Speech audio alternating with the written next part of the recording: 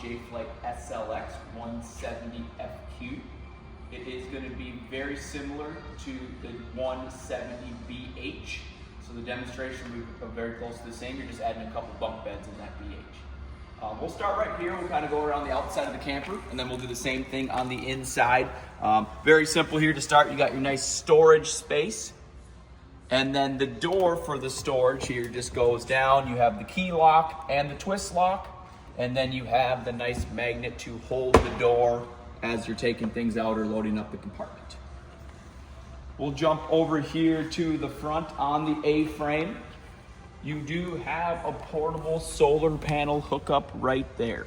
So if you do get portable solar panels, they will all pretty much come with this plug just like that, which will then keep your battery nice and charged for you.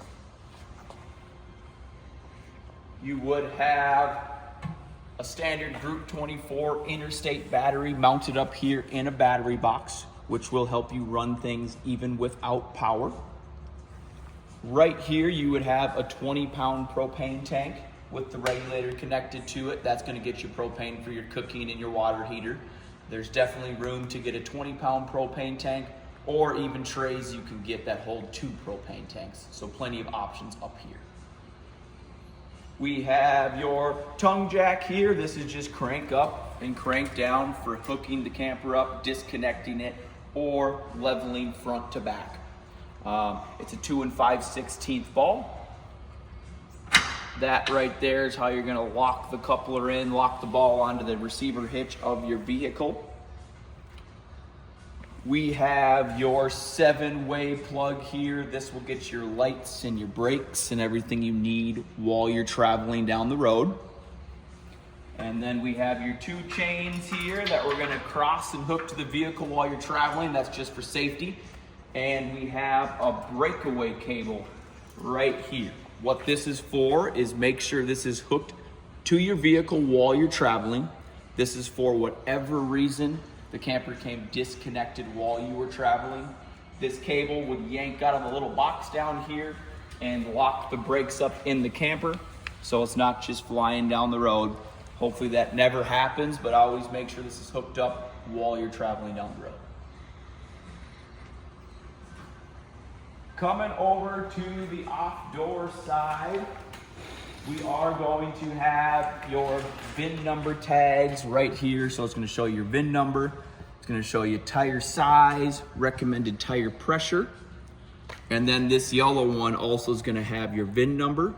It says your cargo weight should never exceed 720 pounds. And then you have an onboard fresh tank underneath the camper. If you fill that up all the way, it does weigh 251 pounds. Keep that in mind, that does retract from your cargo weight. Right next door from that sticker that shows you your water tank level, this is your onboard fresh tank. This is how you fill it. So if you're going camping without any water hookups, no hose hookups, you can bring water with you. Very easy to fill up. It's just this hole right here. You can dump a bucket of water in there if that's all you had, or you can fill it up with a water hose. Once this is full, there's an overflow tube underneath the camper, just gonna start pouring out onto the ground so you know that it's full. Or you have a monitor inside that I'll show you that reads empty, 1/3, 2/3, and full, so you can stop it at a certain level if you don't want it filled up all the way. When we're filling this tank, we're done using it. You always want to drain any water left in there out of the tank, just so it doesn't sit in there and get stagnant and smelly from not using it. The drain is going to be located right underneath, usually labeled with a low point drain sticker. And we have the drain right here. So you're just going to open this guy up. It's going to drain everything out of there, so you're no water sitting there when you're done using it.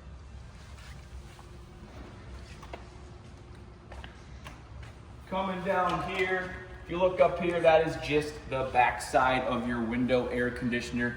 Nothing you have to do here. If you see it getting gunked up on the outside, clean it up every once in a while, and you might notice some condensation dripping down it while you're using the air conditioner. This one here is your city water connection. So this would be for if you go somewhere with full water hookups. We're just gonna screw our water hose into here. into the fixture at the campground, turn it on, and we're gonna have constant water every time we turn on a sink, flush the toilet, take a shower. One thing we do recommend if you're using the city water connection is a water pressure regulator. It's a little brass piece that you screw to your hose and then screw either into the fixture at the campground or directly into the camper. And that just makes sure the water pressure doesn't get above what this can handle, which is about 40 to 50 PSI max. So that's just gonna protect the camper overall. We have your 30 amp power cord here. The camper is going to come with that. It's about 20 feet long, 25 feet long. So I'll show you, this is gonna disconnect here. So that just screws off and the cord pulls right out. And then to put the cord in, plug it in, just make sure it's nice and straight, and then you can screw this collar on. That is just so it's never gonna get pulled out of the side of the camper while you're using it. 30 amps does run everything in the camper. You can get adapters for your power cord to adapt down to just a 15 amp outlet, normal household outlet, so you can then plug it in at home and get things going without having 30 amps. Right next door, this is just your exhaust for your furnace. Nothing you really have to do here. This does get hot when the furnace is on, so be careful. There is also bug screens you can get for these furnace exhausts here just to keep them from getting clogged up over time, so they always light or you don't get a weird smell from bugs being clogged up in there. So right next to the furnace exhaust, we have some more low point drains, again labeled with the low point drain sticker. If you look underneath, you'll see a hot water line, which will be red, and a cold water line, which will be blue. These are gonna drain the water lines going through the camper. The main reason to open these and drain this is before the winterizing process to get all the water out of the lines so that it doesn't freeze over the winter. Or I personally like to drain them after my camping trips. If you let the water sit in there without getting used, just like your fresh tank, it just gets kind of stagnant and smelly. So you can open these up and drain the water out of there and then close them back up for the next camping trip. Then next to those low point drains, you have your dump station. You're gonna have gray water, which is just sink and shower water. And then you're gonna have black, which is your toilet. I like to drain my black tank first. Your sewer hose is going to connect right onto this bracket. So you push it on, turn and twist so it locks on these notches here. You're gonna put the sewer hose into the hole at the dump station. And then you're gonna go to the black valve, which is labeled with a sticker and a black handle. You're gonna pull this valve straight out, and that is going to dump your black tank. Once your black tank is empty, you can close this valve back up and come here to the gray one, pull and dump your gray tank. The reason I like to dump my gray second is because that's gonna rinse out the sewer hose after I've dumped my black water, which again is coming from the toilet. One thing I do like to recommend is to dump your black tank as full as possible. It's a gravity dump, so the more full that tank is, when you pull the lever, it's gonna push everything out 10 times better than just having it somewhat full. So if it's not full after a weekend camping trip, if you have water to do so, I like to flush my toilet, fill the black tank up with water the rest of the way, and then come out here and dump it. And that's gonna keep from anything getting stuck in there, sensor problems or any smells over time.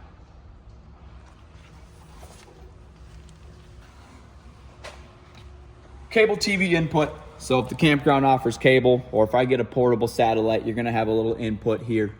You will have an antenna on the roof that will pick up some channels for you depending on where you're at, even without hooking anything to this connection here. And then down here in the bumper, we do have a cap that's gonna pull right off. This is your sewer hose storage. So instead of having to put your sewer hose in your compartment, you can throw it in the bumper here. You have caps just like this on the other side, so you can always get the sewer hose out. Put that back on.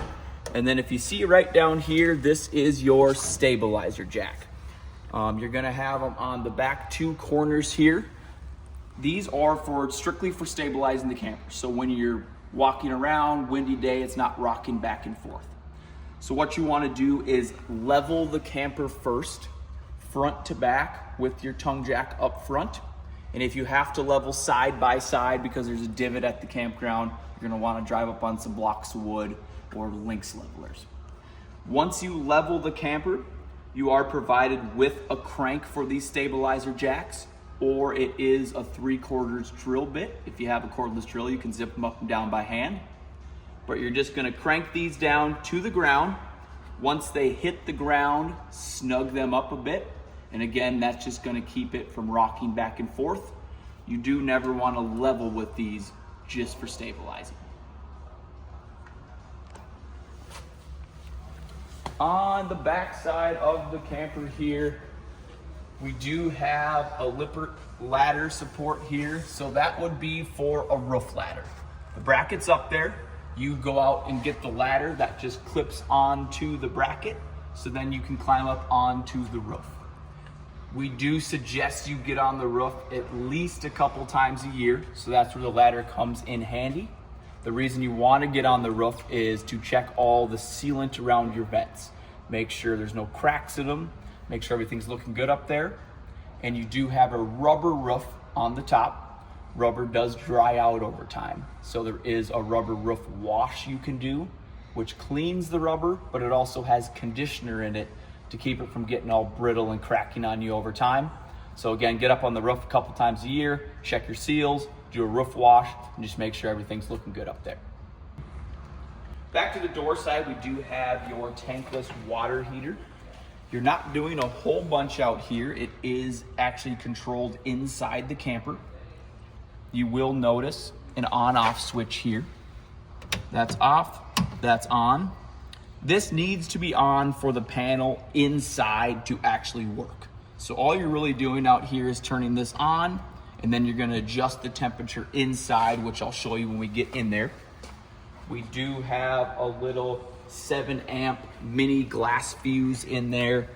So if you're ever noticing your water heater not working, that is the first place I'd check, is just make sure that glass fuse is good. And then also out here, you'll notice a pressure release. That's gonna release pressure out of the tank and spit some water out of here. That's just to drain the water line that's going through the tankless water heater. Other than that, as long as this is on, which you can leave on pretty much all summer, because you're again turning the water heater on and off from inside the camper. And when you are using the water heater, this does get hot, so just be careful out here. Coming over here on the camper itself, we do suggest to do a bearing pack about every 4,000 miles, every 3 years or so. We just replace the bearings, replace the grease in there, just to make sure everything's moving the way it's supposed to, so we never have any issues. So just make sure you keep an eye on those bearings. And up top here, we just have a couple outside plug-ins for TV, mini fridge, whatever else you want to plug in outside here. On the camper step, this is pulled out all the way. And then for travel, we're just gonna lift up, drop that into place, and we're good for travel. No straps or nothing, it just falls into place there. And then that's gonna pull out while we're at the campground. Screen door here, so we can just use the screen, have nice airflow going through. Your main door is held by this shock, so it's not gonna go flapping in the wind, slam against the camper, and it is out of the way of the awning, so we don't have to worry about that. And we have the nice tinted window here. People aren't gonna be able to see in on you because it is nice and tinted, but there is a shade you can get for it. It's Lippert thin shade is what it's called. It does just snap right in up top, so then you can have a shade on this window just like the rest of your windows. Right when we walk into the camper, over here to your left is gonna be kind of a lot of your controls. So up top here, labeled nice, is your awning. It's a nice power awning. The awning does work just off your battery, so you do not have to be plugged in to run this, and it's simple in and out. So if we want to bring the awning out, we're just going to hold the out button here, and your awning's going to come off the side of the camper. once you are holding this, the awning does not stop on its own. So once it's out all the way, we're gonna let off the switch and it's going to stop. We know the awning is out all the way when you see this black tube here with no canvas rolled into it. The awning's out all the way and we can let off the switch and get to camping. We do want to be careful if it's a really windy day. Just make sure the awning's in. Big storm, you don't want to have it out just so it doesn't blow away on you. And then when we're done with the awning, you can just push the in button and it's going to start coming in for you. It is good to dry these off the best you can. Obviously, if it's raining, you can't do that right away. Take it out, let it dry out when it's done raining, just so it doesn't get smelly or mildewy on you. So we have your main ceiling light switch here, on and off. And then the one next door, that would be for if you ever wanted outside lights, an LED light like you see on some of these higher end models. The switch is ready to go for those outside LED awning lights. The light here on the ceiling is with the switch, or you can turn it on and off by hand, just with the button in the middle. If you do turn the light off by hand, it is not with the switch anymore, so just keep that in mind. Next to your light switches, this is what I was telling you outside, how you can check your tank levels. So it reads empty, 1/3, 2/3, and full. If I want to check my battery level, I'm just going to push battery. You can see my battery's fully charged right now. My onboard fresh tank is empty. My black tank, which is my toilet, is empty. And my gray tank, which is just soapy, dirty water from the sink and shower, is also empty. You will see a water pump switch here. What the water pump is for your fresh tank. So we fill it outside with that hole. It's just sitting in the tank underneath the camper. So to actually get the water through the camper and pressurize the system, I do come here and flip my water pump switch on, and that's going to pump the water through my water lines and disperse them in my sink, in my shower, in my toilet when I'm using it. If you are hooked to a water hose outside, that is already pressurized, so you do not need the water pump. Again, that is just for your fresh tank.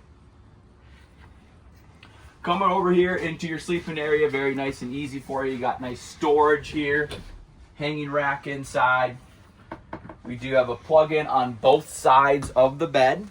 And then this side is also going to have a USB connection. The bed does lift up, so we have even more storage under here. And as you'll see, this is the crank for your stabilizer jacks we talked about on the outside. This is the hand crank for them, or again, you can get that 3/4 drill bit.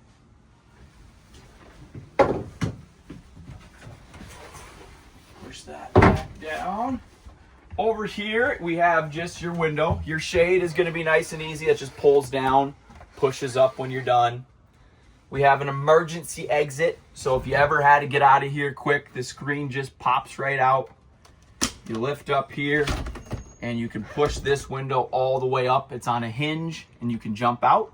Or it does latch right here, and you can use it just as a standard window. So you have a couple options here.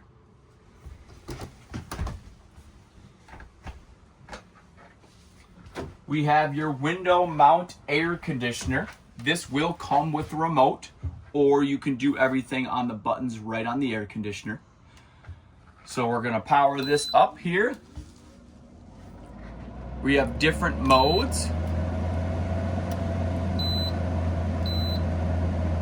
So we have auto mode right now. What auto is going to do is whatever temperature you choose in the camper, it's gonna hold that temperature for you. So if 70 is your favorite temperature, have it on auto, put it on 70, and it's gonna keep that temperature for you. Cool mode is air conditioner. That's what's actually gonna make this nice and cool in here. We have a dry mode, which is almost like a dehumidifier. If it's really humid in here, it will get that out. You will notice some condensation dripping on the outside of the camper. That's just the humidity going out. And then we have fan settings, so we can just circulate the air inside the camper. And if you look right next to that, we have your fan levels here. high, medium, low, or again, auto to hold that temperature. Energy saver button, that's just gonna save energy, so it's not gonna run so hard on you. It's tough to see, but in the back here, there is a filter. You will see that getting dusty and dirty over time just from using the air conditioner. This whole faceplate does pop off. You can take the filter out, clean it, and it is reusable, so you can put it back in and get back to using the air conditioner. And then quickly up top, you can adjust where the air or fan comes out just by moving these toggles and tipping this up and down. Let's power that off there. On the wall here, we have your one GFCI outlet. So if any of your outlets aren't working in the camper, this is the ground fault reset for all of them. You will notice in the kitchen here, you have a nice window. This one does not open, and it is an aluminum blind just because it's by the sink and the cooktop. It's easier to clean, or we don't want food splatter on a cloth blind.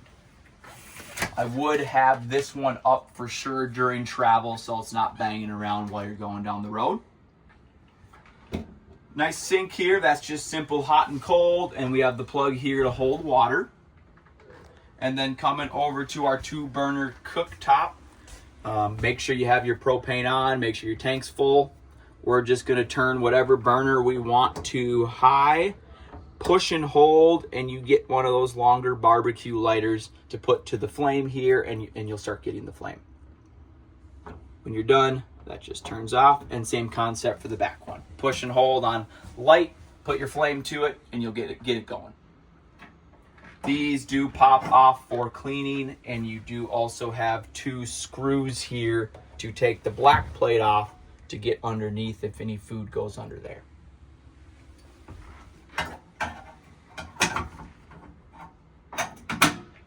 We do have a couple nice drawers here. Storage underneath the sink and actually above the sink here. You will notice a blue packet. That's your manual packet for the camper itself, and any appliances inside the camper will always be in that packet. We do have your air conditioner plugged in here, so if you ever need to unplug it, or you will notice a reset button, very similar to your ground fault reset. If the air conditioner is not working, that's the first place I'd check. It's probably just a reset right on the plug there. And then over here is just where your microwave's plugged in. No need to ever really unplug it, but just so you know where that's located. Down here is your converter. This is where you're gonna have your resettable breakers and your fuses. So we have a ground fault reset, we have an air conditioner reset. There is a fuse outside in the water heater, but this is also where you're coming if something's not working. We're gonna check a breaker, check a fuse, replace it if need be, so I would make sure I have some fuses on hand just in case. You will hear a little fan in here. That's just making sure this converter stays cool, so you will hear that. It does get a little dusty, so clean that out over time. And you will quick notice it does say auto detect. What that means is if you ever got a lithium battery for the camper, this will auto detect that it's using a lithium, so you don't have to come replace the converter. You can just change batteries however you want to. Refrigerator here. This is just your refrigerator, so the camper does need to be plugged in for this to work. And we just have your dial here, so it's on 0, which is off. And then we can turn the temperature from 1 all the way to 7 for the coldest. When I first fire up my refrigerator, I would just go full blast so it fully cools down for me, and then I can adjust it to whatever I'd like after that. Microwave is right above. This is just a standard microwave just like you see at home. So you got your dials over here, different buttons. You do have the glass turntable in here. Recommendation is a lot of campground roads are nice and bumpy, Minnesota roads. So I would put something in here to make sure it's not bouncing up and down, or just take it out for travel so it doesn't break. You will notice underneath the refrigerator, this is your furnace. So that's where the furnace is going to come out. And quickly over here on the wall is actually where you turn your furnace on. Your furnace runs on propane only, so make sure you have a good propane tank. We're just gonna say it's on off here. We're just gonna kick this dial off here, adjust it, higher or lower on this diagram here. You will see right down here actually what temperature it's heating up to, and it's gonna come out of the exhaust right underneath the refrigerator. This takes the most propane out of everything. So if we are going to run the furnace on a early spring camping, late fall camping, again, just make sure your propane tank's full so we have plenty to run the heater. Once you turn the furnace off, the blower on the furnace will run for 30 seconds or so and then fully shut down.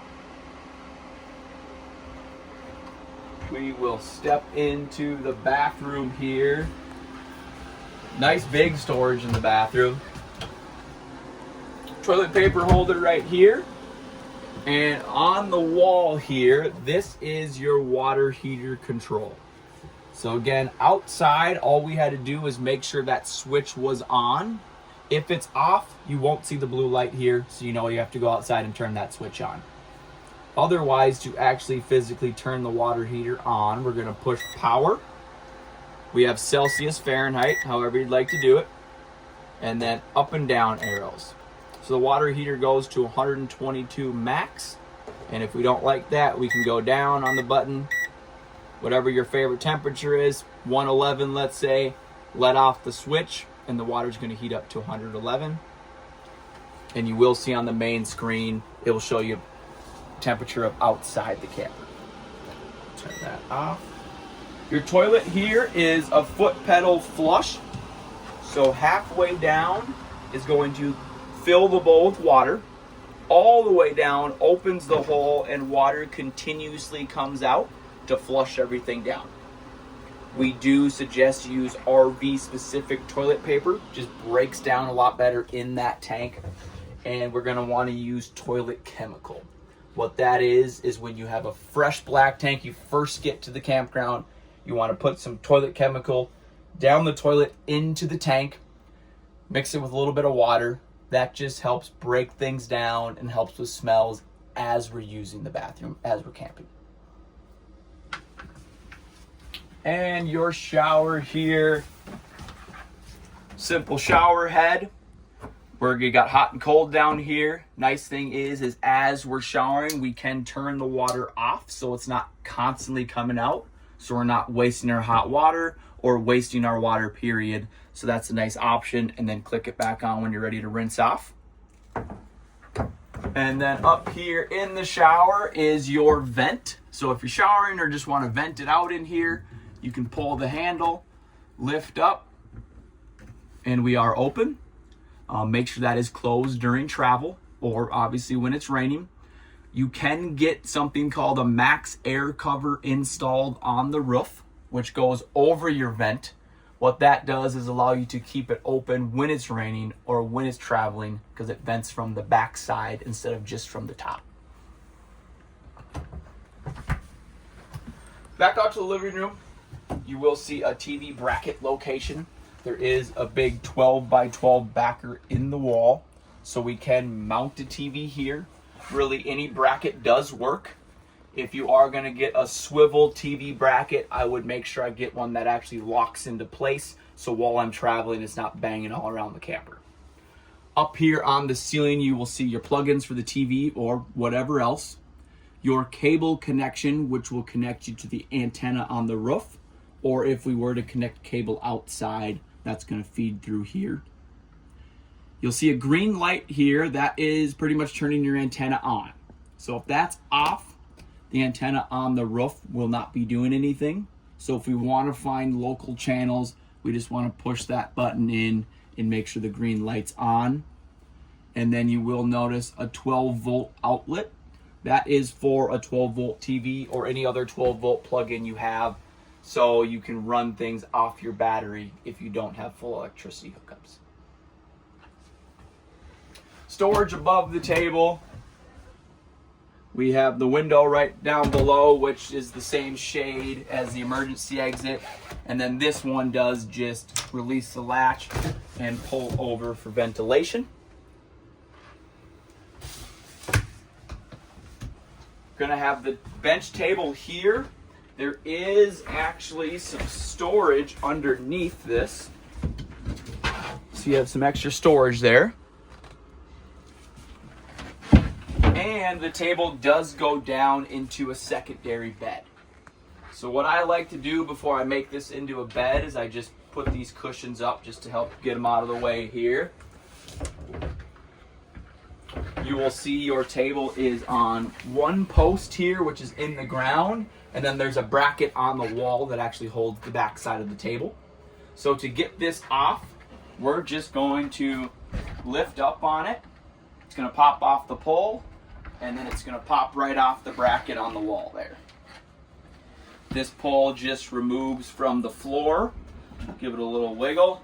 It is the same on both sides, so it doesn't matter which part goes in the floor and which part goes into the table. And then we'll see table. You have platforms for the table to sit on. I always go rounded side out, so these pegs hold it into place. Just like that. Got the table down for the bed platform, and then we're just going to fill in with all the cushions and make it into that secondary bed. You can travel this way, so you can have it up or down. That's up to you. Just make sure the table leg is put somewhere safe if we do travel with the bed down. Now, putting the table back is just going to be the opposite. So again, I like to get the cushions out of the way. Lift this up here. There's no right or wrong way. I personally like to start with the bar in the floor. You will see the metal bracket on the table. So we're just going to pop that on the wall bracket there. And then make sure the bar goes back into the table. Make sure it's nice and secure. You can put the cushions back and we're good to go. Right here is your CO2 detector. So carbon monoxide or propane leaks that will go off to let you know something's going on. It does have about a 5 to 7 year lifespan. So 7 years from now, you might see this start beeping at you. That also is going to let you know you need to replace this. If you look on the ceiling right above the bed here, this is your smoke detector. It is just battery powered. So replace those batteries just like you would do at home. And then over by the door, you have your fire extinguisher just in case. This was the walkthrough on the 170 FQ Jay Flight SLX. It is going to be the same walkthrough as the SLX 170BH. If you have any questions, feel free to give any of our Hilltop locations a call and we can help you out.